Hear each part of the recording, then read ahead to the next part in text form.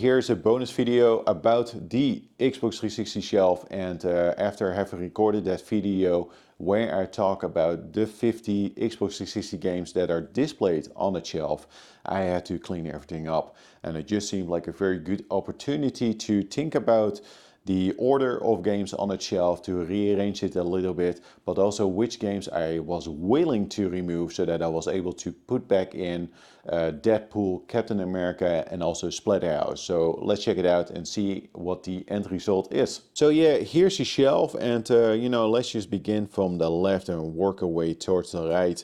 And I will talk a little bit about the placement and why the games are here. So I made a decision to place all the JRPG games like here on the left. I know that Nier isn't a JRPG, but it kind of fit here, but I didn't know where else to place it. I simply made this decision because some of these games I've not played or have little to no experience with, and it just seemed like it felt like an obvious choice to place them here. Then I do have like a couple of like random games like Fear, Project Sylphid, Ridge Racer, Beautiful Katamari, The Orange Box, Input Tuner, and then Metal Gear Solid. Again, with these, like it kind of felt like a fun thing to do, to have like a weird mix of games that are still good, but I didn't have like another space for them to place them. But what I really like is that from the Metal Gear Solid that we do get in the horror type of games. So we start with Silent Hill Homecoming, Downpour, Deadly Premonition, Dead Space 1 and 2, and then Splatterhouse. Yeah, I mentioned in the previous video, like I really like Dead Space, and it could actually be a game that's all the way on the right. But yeah, I wanted to group the horror games together. From here, I kind of wanted to flow over into the character action games based on, the Splatterhouse. And I know that Castlevania and Fist of the North Star aren't necessarily like character action games. It kind of fits in there, but it really is not. Again, we're just having some fun. It's not serious business.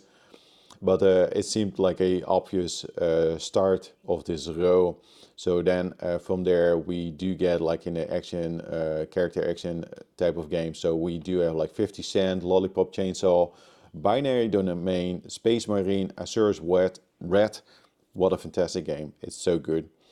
And then we have Metal Gear Rising, Nier Gaiden 3, Razor's Edge. And yeah, I really wanted to have like the character action or the action games like here, so that it could flow over into the Marvel games with similar games. And then we start with X-Men, Origins, Wolverine, Deadpool. That was the latest addition to the shelf. Same goes for Captain America, and then we go into Spider-Man, Web of Shadows, Shattered Dimensions, and Edge of Time. From there we go to Friend or Foe, the Ultimate Alliance games, and then I made the decision to actually somewhat end on the Transformer games, because yeah, they're super good, but I also could see them maybe like a little bit more to the left, but I just really like these games over here. And yeah, I made a big decision. These games, the From Software games, were actually a little bit more towards the middle part, but I just really like From Software, and it felt better to have this random rearrangement of From Software games grouped together at the end. Again, just because I appreciate all the From Software games, yeah, a ton. So yeah, let's just go over it again. But yeah, I am very happy with how this ended up looking like, and what the new order is. I do need to make some choices again soonish, because I do think that there are a couple, or at least one game on its way that should actually be here on the shelf. But once that happens, I will show that again. But yeah, Deadpool, Captain America, and Splatterhouse are now on the shelf. So that actually meant, or means, that I have removed 3 games from the shelf. So let's talk about that. So yeah, I had to make a couple choices of games that I wanted to remove from the shelf, and for 2 of them it was rather easy to make a decision, and I already talked about that during the Xbox 360 shelf video. about the games that I wanted to remove or was thinking about removing. For the third one, it was, I don't want to say it was difficult, but you know, I had to think about it a little bit. There were a couple options, but yeah, let's just show which games were, or I ended up removing from the shelf so that I was able to make space for Deadpool, Captain America, and Splatterhouse.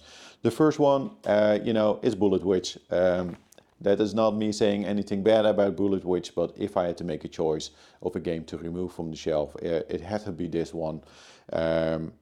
Still, I do believe or think it is a very fascinating title and one that I do want to check out more. But yeah, it just seemed like an obvious choice based on all the other games on the shelf. So yeah, Bullet Witch ended up being removed from the shelf.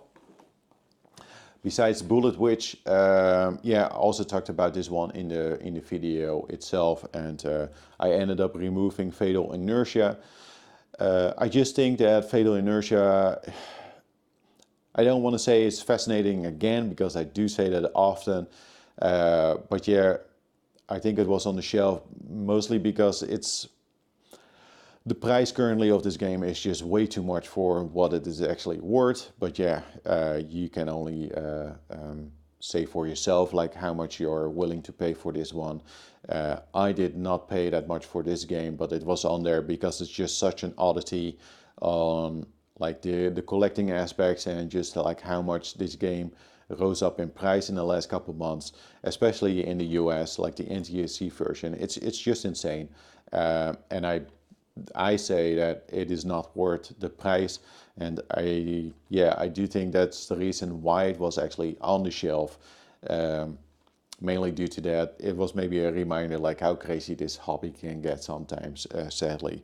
So yeah, I ended up removing Fatal Inertia.